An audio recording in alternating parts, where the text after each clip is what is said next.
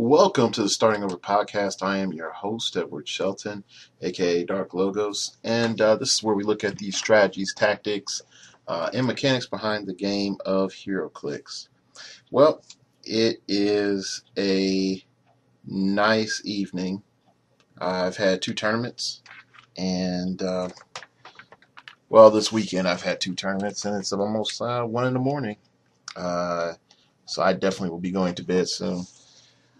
Pretty much learned a lot this weekend. Learned a lot about myself and also some fallacies within myself, and came to the realization that the game in my area has changed a lot just due to the fact of venues having to pay for prize support and not being able to move the product needed for lots of prize support, and what that reality means for a healthy venue for competition. Now I know home players most likely don't listen to this show. If you listen to this show, then most likely you are a tournament player. One of the venues that I've been going to for a while, has instituted, $5 buy-in every time you go in there that you can use to purchase other stuff if you're going to play for the prize. If you're going to play just to play, then yeah, you can do that and you don't have to pay, which is frustrating for me in a sense, just because definitely now I drive from Topeka to Kansas City, stay at my mom's house, and play. But I can see from the business end, if you spent $30-$40 on prize support, then what's that really costing you? Plus requirements of product buying. So it's difficult. Definitely when you have sets that are not giving prize support, like Marvel 10th and DC 10th, Dark Knight Rises, they didn't give out prize support for those sets. So what does that really mean? Implications and whatnot. Anyway, those are just some minor thoughts. If you have any insight or any understanding on how your venue is just dealing with paying for prize support, let me know. I really like to get some dialogue about that. We do talk about money here once in a while, and I think that's one thing that does separate us from other podcasts. Now, I will say, Push to Region, very dope show. Definitely check them out. They talk about, theme teams and whatnot, but I really talk about more about purchasing. They're looking at like, oh, you can buy this figure for cheap, but I'm just like general buying habits. What are best practices? A little bit different. So if you have a good idea or other ideas that have been, circulating for your area or your venue about how to deal with prize support, gathering up money for prize support, let me know. Whether it's, pay tournaments now and then, or being able to get store credit, saved up, and that if you automatically compete in X amount of sets, you get half off your brick or whatever. Let me know. I really do want to know what are legitimate options, because in all honesty, I'm starting to see that it's going to affect some things. Definitely for me playing, I do have a little money for a season, and that doesn't translate into throwing down an additional $5 every week at a venue, or worst case scenario, 10. So that's it. You might say, Dark Logos, what's today's topic or topics? Well, it's quite interesting. Today's topics are brought to you by Silent Scream, and there was another gentleman while I was going through my email who had left me a comment on YouTube, and I think I have it like on some page here. And trust me, like I do get notified when the comments from YouTube come in, and I just don't do like big shout out to Goku 457. I just don't do that. Anyway, we'll be looking at wild cards. What is good wild carding practice? And the other is TK Yo-Yo. How do you deal with TK Yo-Yo realistically? And I think a lot of people talk about TK Yo-Yo as how can I put it, as like that's the core tactic, but it's really just the principle of being able to move in and out. You have various forms of that general maneuver. So, all right, so let's get into it. You might notice, like, yeah, he's not that energetic. Like, it's 1 in the morning, and I've had a tournament and other things and all afternoon. So I apologize for really my lack of energy. And you guys do deserve better, but I am exhausted, tired, and I was like, let me record the show while it's still on my mind, and then also so I don't have to like rush and do it on my way out tomorrow back to Topeka.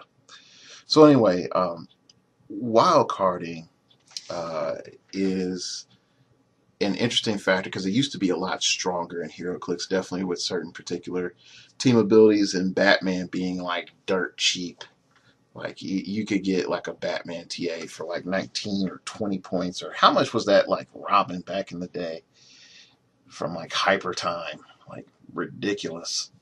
Like you didn't ever really have to work hard to get most team abilities except like Mystics. Mystics was a bear. Like and now no, like you were paying like 50 or 60 points, and you're like, well, whatever, 50, 60 points. No, this is like when the average, like cheapo figure, the only purpose is for you to exist is, 20, 30 points max. So 60 points for like Mystics, and I think it was Shade. And then if you couldn't get Shade or the LE Shade, then you had to get like some form of Raven or whatever, like the LE Raven. Oh gosh, it was ridiculous. Or you're just paying prime money for prime points for. Oh gosh, for Mystics. And I mean, and Superman was worse. Ultimates, it just depended on what you were doing. If you were going to play Ultimate Store, then yeah, you're still good. But most other, yeah, pretty much just like all the other team abilities other than Mystics, Superman, and Ultimates were rather cheap to get. Batman was oh gosh, I hate Batman so much. Green Lantern, that one was weird because just getting a Green Lantern period was like a big deal. Yeah, so yeah, just getting a Green Lantern was a big deal. So anyway,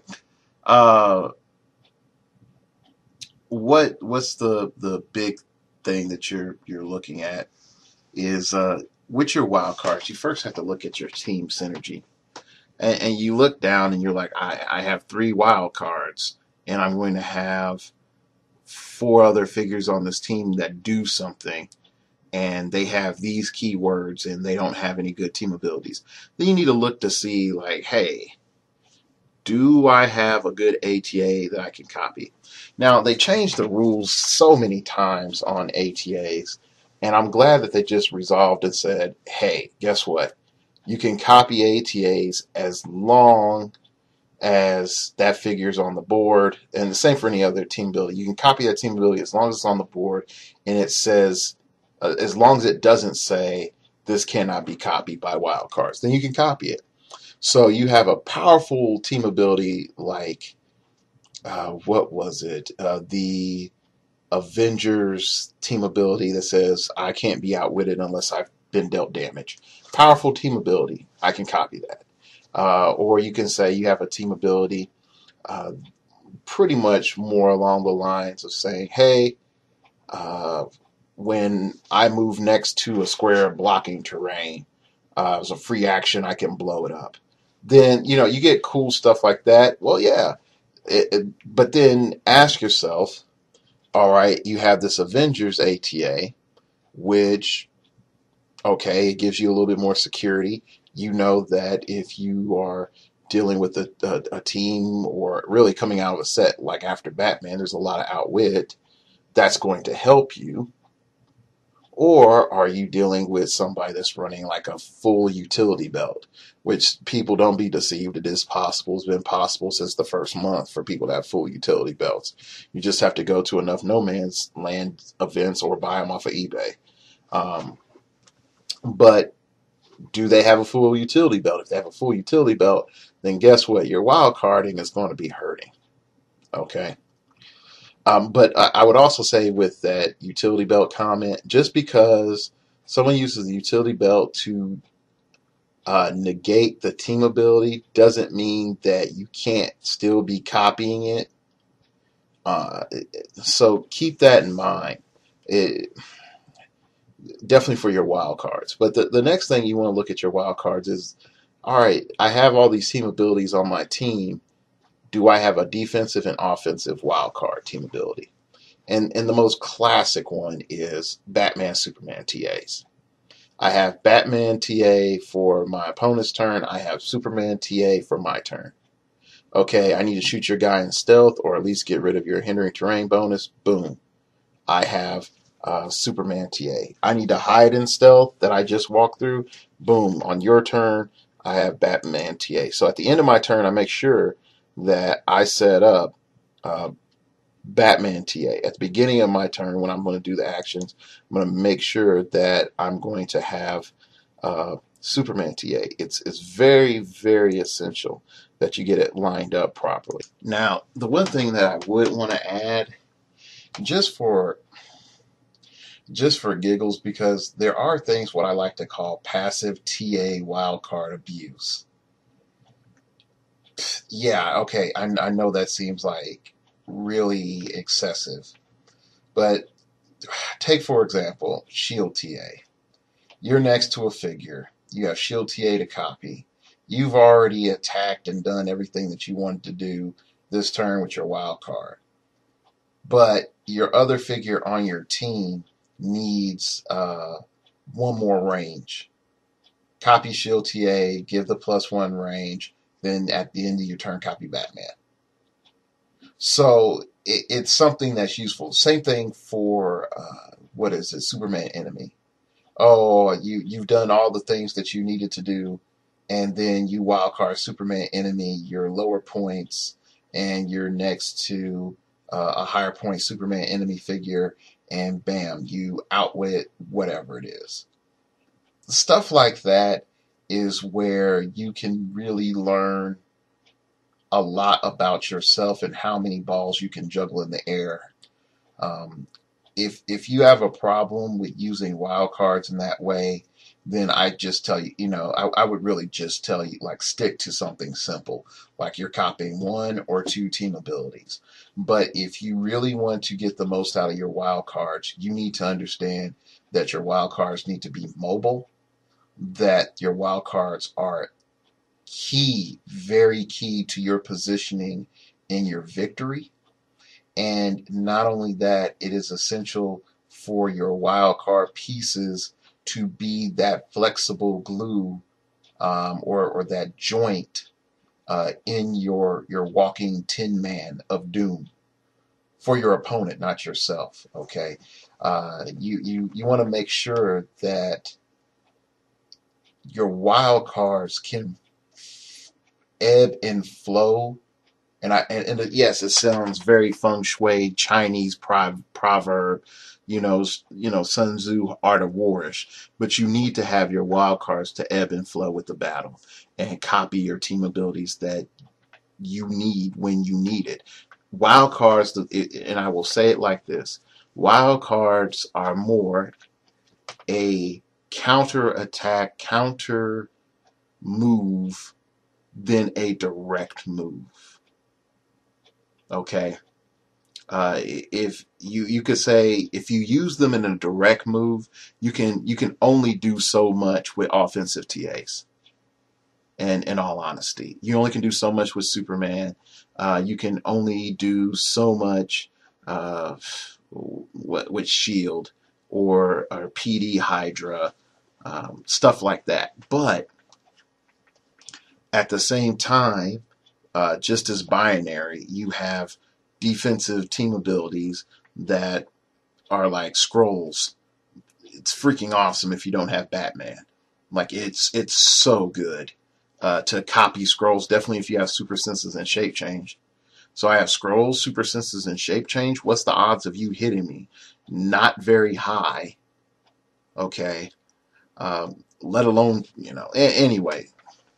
Then you have other defensive powers that are a lot more fluid because you can say like, okay, if I'm next to this figure, I can get shared defense like JSA or defenders, or you can have copy whatever that defenders ATA is. I can't remember it off the top of my head, and it says we are immune to this if we're hit by this. You just copy that, and it's like bam. Okay, so you can get very reactive to what's going on if you have the proper team abilities on your team. Okay. The biggest thing that I want you to also look at is this. If for those people that read like Green Lantern, New Guardians, the artwork lately has been sort of crappy. And the story hasn't been that great either. But pretty much it goes like this. Spoiler alert, you've had a year to know about this. So some people are pissed off about spoilers or whatever. Okay. But pretty much Kyle can channel all of the energies from the other corpse. So you have to look at your wild carder like that. He's channeling the Batman force. He's channeling the Mystic force. He's channeling the Ultimates force. Spider-Man is channeling, Teen Titans or X-Men. Okay, stuff like that is what you have to look at. You can have a one figure and his or her main goal is to channel all those powers to team abilities when they need it. Okay? Or you could say, I have one team ability I'm going to distribute to a bunch of figures. But the most efficient use of, I feel, in using wild cards is I have a force of wild cards that I know they're going to specifically do this thing. And I'm going to have a force of like the cheapest TAs that when I combine them together with their wild card abilities, for each figure, I'm at least able to do one extra free action or action just for the pure fact that they're able to copy this team ability. Once you progress to that final level, then you're really going to be able to get a whole lot out of wild cards, more than people are going to admit. And the main reason why wild card abuse has sort of died out is that the game has really moved from cheap, low-cost figures with team abilities to you paying moderate points for your support pieces. But at the same time, your support people really underestimate the value of support pieces, and not just the powers, but the keywords and the team abilities that you're able to access with the keywords. And so when you're looking at those ATAs, then that just opens up a treasure trove of goodness for your wild cards. Are you a DC only player? Go put a cheap JLA person on your team and then look at all the team abilities that you can open up. You don't have to pay for the ATA, just straight up. My favorite ATA to play with wild cards is Thunderbolts. Like, oh, my team, putting a Superman ally on my team is ridiculously expensive. So let me put a Thunderbolts on there that does a really good job, fills this role. Oh, I face a stealth team, copy Superman ally. I mean, sorry, copy Ultimates, and now I can just go ahead and have all my wild cards do what they do. You know, that stealth doesn't bother me anymore. So just take that in. I know it's a little bit complicated. And I mainly find this, if you're starting off practicing with wild cards or thinking about a wild card team, ask yourself, am I building this for one team ability or two or three? And more so, what's my major goal with using this X team ability on this figure? My favorite example of this is the 10th anniversary Lex Luthor with Calculator TA with the phasing Psychic Blast. I team that Lex Luthor up with a Green Lantern and a Batman. Now you're like, what the heck? That makes no sense, but bear with me. If Lex phases, he's able to copy Green Lantern, okay? And once he copies Green Lantern, he can carry a bunch of figures with him. The other amusing thing is that when he carries figures with him, he also can carry 3 AIM Renegades with enhancement and Hydra TA. So his lovely 11 attack all of a sudden lowers his opponent's defense by 2, and his relatively nice damage is bumped up by 3. And it's penetrating. And pretty much most of the time it's like a one-shot. Okay. Yes, you are looking at 500 or 600 point games when this, like, you can do this. But when you're looking definitively, when you're rolling through doing about 6 to 7 damage per phase pop in, yeah, that's when people start looking at you sideways, because they weren't really thinking that Lex is going to roll up with 3 AIM Renegades. They're thinking that your other Green Lantern is going to carry all those figures. And then when it's, my turn, end of my turn, I can copy Batman and be like, well, I phased directly onto this piece of hindering terrain. Yeah, go ahead, kill AIM Renegades all day long if you want to. I don't care. But you won't be able to kill Lex. And so you can kill 1 or 2 of them, and next turn, just going to push and phase up and shoot you again. So you need to be mindful of what you really want to do. So going on to our second part of our conversation, and I apologize for the tone. I'm trying not to be too loud because, of course, it's 1 in the morning, and my mom is asleep. So I don't want to wake her up. The big thing that I'm going to, when we're talking about TK yo-yoing, I want to set up a framework, okay? Framework number 1. TK yo-yoing will be a placeholder for a concept, not the tactic, okay? Sort of go into last episode. Did I fail at concept? Did I succeed at concept? So we're going back to concept so that we can get to the core element. What is the concept? The core concept is that my opponent wants to make an attack without retaliation. So they just want to, no matter how much or how little damage that they're able to deliver, they want to do the following. My opponent wants to make an attack without retaliation. So we have some options, and the options are as follows when we're looking at this concept. The first option is do I decide to obstruct my opponent? Okay. The second option is do I decide to engage my opponent? The third option is, do I decide to run away or not engage my opponent?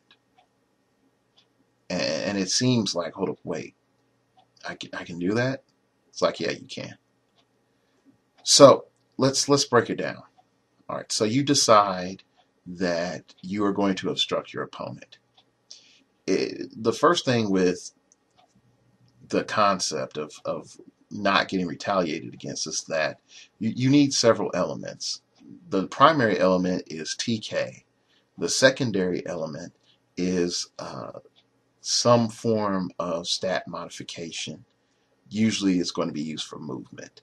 And then the last thing that you're really going to look at is swing. How far can this character move up, attack, and come back? Or better yet, how far can this character shoot out?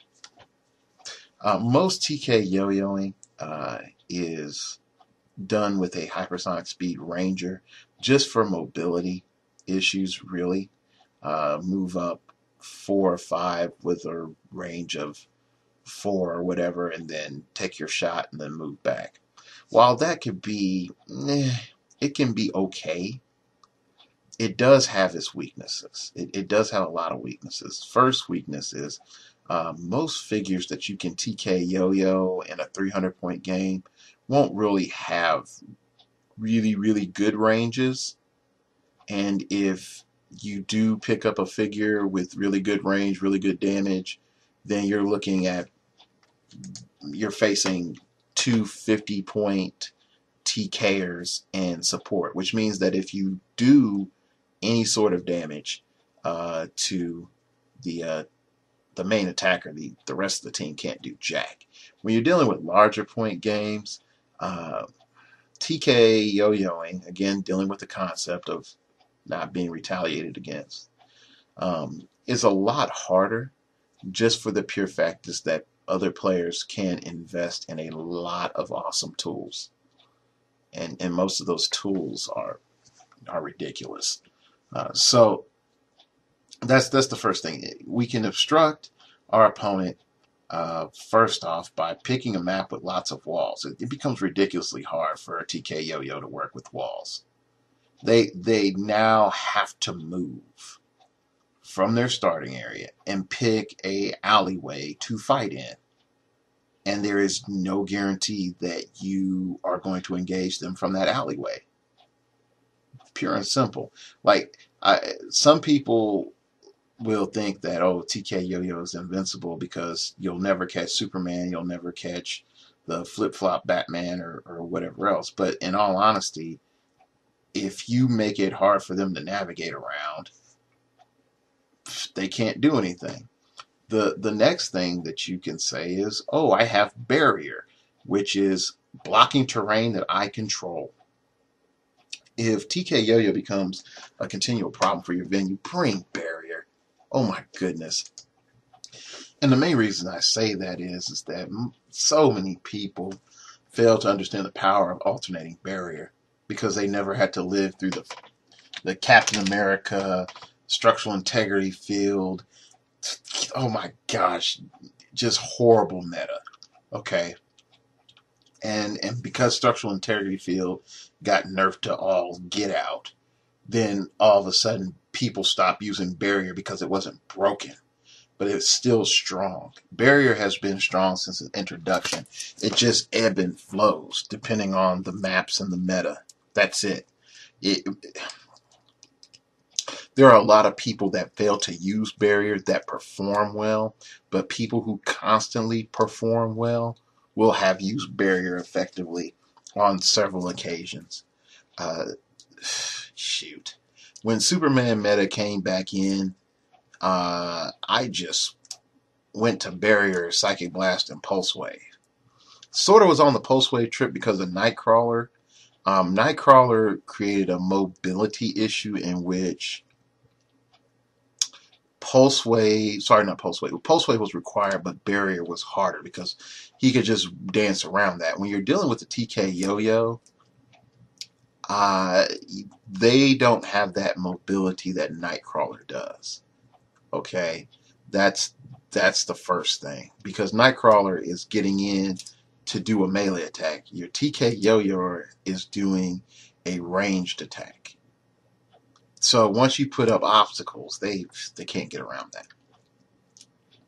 So another thing you can do is stealth and smoke cloud. That scarecrow that does the free smoke cloud, yeah, get up on that. Get up on that. I know it sounds stupid, um, but by having free smoke cloud every turn, there's that one, and there's some figure from Captain America.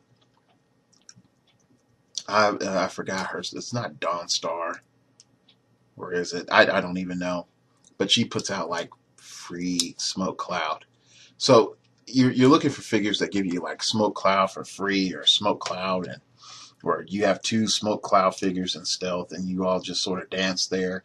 That bat cycle, it's baller. Just I peel out and I leave smoke in this trail, which happens to cover my 5 best friends. So just consider that. Next thing we look at is, do we decide to approach an attack? And this is where things become hairy, because I'm going to say this properly. Remember, if you listen to the show, you're going to be aware of this.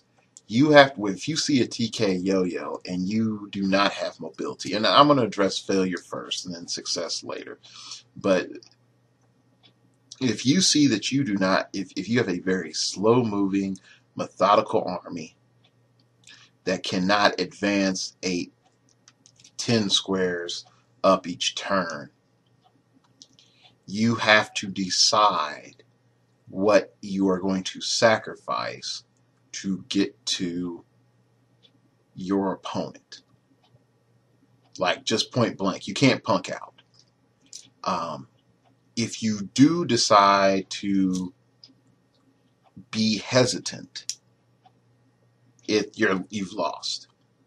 You have to decide what you're going to lose, and the only way that you can do that is by doing a formation as you advance, in which the target that you want to sacrifice is out front, and that's it. Now, in the more juicy targets, he would have that figure would have to move away from their TK yo-yo. So you pretty much put your opponent on blast by saying, yeah, you can take these pieces that I'm offering you, and knowing when I get down there we're going to have a real fight, or you can get greedy and go after this piece, and then I'm going to punk you mid-map away from all your support, and I'm going to cut you off from your line of fire, and then I'm going to Ralph you, and then I'm going to win this game because you won't have all your support there to fight with you. Depending on the skill level of the individual, they will or will not take the bait. Okay, or how cocky they are. Just, yeah, I'm invincible, I have Superman. No, you can die so horribly. So keep that in mind, that you have to you have to know your sacrifices. You can pay attention to the third option, which is refuse to engage, but you can listen to that later. Now, being able to engage a hypersonic speed yo-yo, you need, or pretty much avoidance teams, you need several things. The first thing is you need a deployment method. I really do think the way the meta is now, everyone needs to have a deployment method. If you don't have a vehicle, there's been enough characters that act just as good as vehicles. Freaking Void. Void is beautiful. And I'm not talking the sexy, sleek silver outfit. I'm talking about her functions. Phasing, like 12 movement, carries 5 characters, probability control, outwit, and super senses, and can use support when she moves with an 8 attack. What's there to hate? What is really there to hate? Not much. I mean, you could say like the 8 attack, and then she gets some regen. So yeah, I mean, if you don't have her or Invisible Jet or Gordon in some cars, or dang it, even those motorcycles, like, what's up? What's really up? Are you not packing TK? If not, if you don't have any of those options, then I would say then you're playing a defensive game. But more importantly, if this is a more common trend in your meta in your area, then you need to get up on mobility. I hate to say that to you. You can force into a dig-in game. And who knows, there might be another podcast if enough people ask me, like, how do I do a dig-in formation and piss off my opponents? I can tell you. I can tell you that with the quickness. But you have to understand that the metascape right now is so skewed toward mobility. It's not even funny. Improved movement just said, you know, I'm going to noogie and then give you a swirly if you can't just ignore characters. So anyway, going on to more productive conversation or talk or lecturing or however you want to see it, is this. You need some form of mobility, and you need to protect that sucker like your game depended on it, because it does. With TK, you need to have the figures being able to move in and out of line of fire for the TKer. So you're going to move the TKer up, protect the TKer, then move figures out of line of fire for the TKer to TK, and then TK the primary target, making sure that both the target and the TKer have line of sight to the needed square. Sounds complicated, doesn't it? Why does it sound so complicated? Because you don't want your opponent outwitting your TK. Yeah, pure and simple. If you do not protect your TKer or your main distributor, they can come in and outwit your carry ability. They can outwit your TK. They can outwit your transmogrifier teleporter power. They can outwit all that because they can. They're doing nothing but TKing up a figure. In this case, let's say it's Superman, common Superman. It can see you, outwit that, blast you, or blast you then outwit you, and then get TK back. Wow. What are you going to do? Absolutely nothing. Next turn, just wash, rinse, and repeat.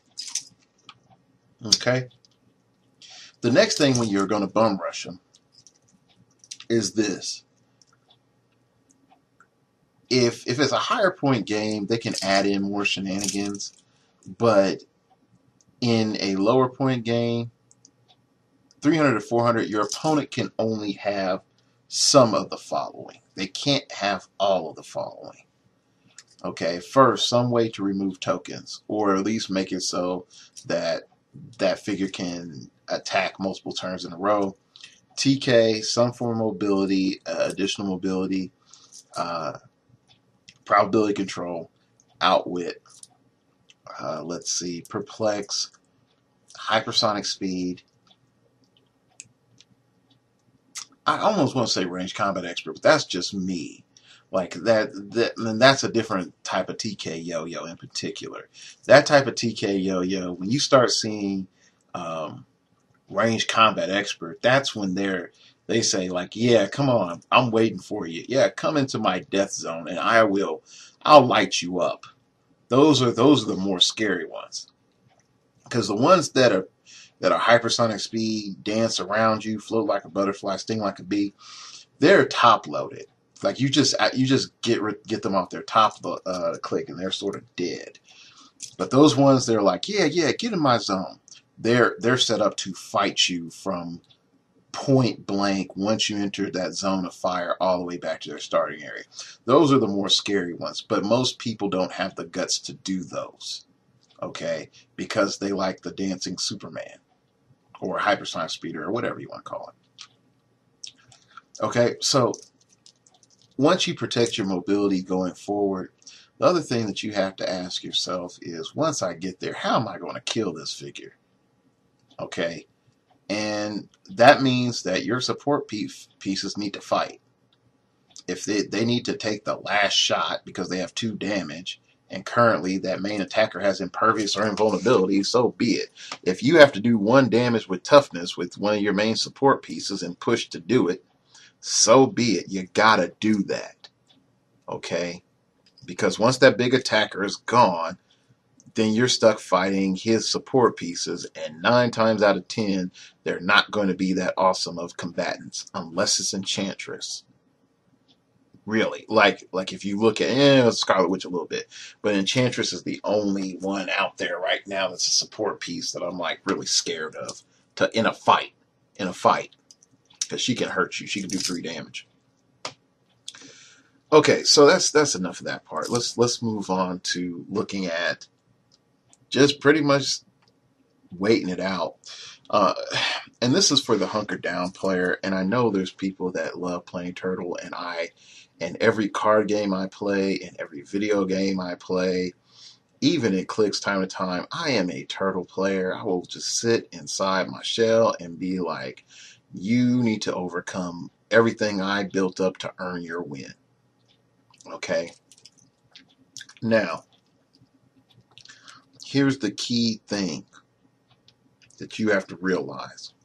First off, you need to be aware when your opponent has TK'd their TKer, because of current rule states, and I don't know how it is in the future, is that after you TK a TKer, another TKer, that other TKer cannot TK that turn. Okay? The next thing is, okay, if you are seeing your opponent TK a TKer, that's like your only time that you know that they won't be attacking. Okay? Other than that, you're looking for that main attacker to have 2 tokens on them, and then like move up very, very slowly. But if you just say, hey, screw it, I'm going to stay here and not do anything else, and when he decides to come up and fight me, I'll fight him, but I'm not going there. First thing, you need to count out the swing of the TK yo-yo. The next thing is you need to sort of assess the intellectual value of your opponent. A lot of people don't do this. I never underestimate people, but I also sort of take into account their familiarity with the game. Again, please understand what I'm saying. I am not saying look down on people. I am not saying, treat people like trash. But if you're dealing with somebody in it's their first game of Heroclix in a tournament, then they're not going to fully know what a good TK yo-yo looks like in practice. So, okay. But even if you have a newer player and they're in that, I want to get better stage, and I saw Joe beat the fire out of me with this, let me try doing what Joe did. Even then, they're not going to do that well. If they're the, hey, look at me, I saw this team on the internet, help me build the awesome team, yeah, internet, yeah, then they're going to do okay. All right. It's that guy that's been playing for 5 years, that's seen everything, and then also sits back and, talks to you about the implications of Black Bolt in a 500-point game. Then, yeah, you got to be a little bit more cautious about that guy. Okay, so when we look at just sitting there, and we can say, like, our opponent has to move up 6 squares for them to shoot me in my starting area. Then, okay, then you need to wait until your opponent moves up that 6 squares, and you better have a plan on how you're going to keep them away. Now, the other thing is, we talk about barrier again. The only teams that can really just sit there and just not care for the TK yo-yo is a quadruple barrier team. Yes, I said it. It's dirty, it's nasty, it doesn't seem like something a good person would do. But it's possible. It's so easy. You get 2 of those Green Lanterns from the not Superman set, the new 52 Justice League set, and 2 AIM Renegades, and you haven't even busted. You haven't even busted 200 yet, I think. No, you have. You slightly busted 200. Okay, you still have points if you want to do them. Okay, so what does this mean? It means that it's possible for you to have quadruple barrier. It just, I mean, straight up, you can have quadruple barrier. Um, you can, each turn you need to alternate and put up double barrier. Okay, so that means that one turn you need to have either the two, to make it simple for everyone, to so there's not any problems. Either aim renegade, the aim renegades put up barriers, or both of the both of the Green Lanterns put up barriers. Don't try to be all fancy and be like, I pushed this Green Lantern 2 turns in a row, and then I use this other one, and then cleared. And don't be that guy that's like, I'm super smart, look at me show off. Just keep it simple, because you don't need to add mental weight for mental weight's sake to prove that, there's a phrase that we had when I was playing City of Heroes, and for those that are parents that are listening with kids, like fast forward a minute. It was a phrase called, parents fast forward now, my deals is huge, son.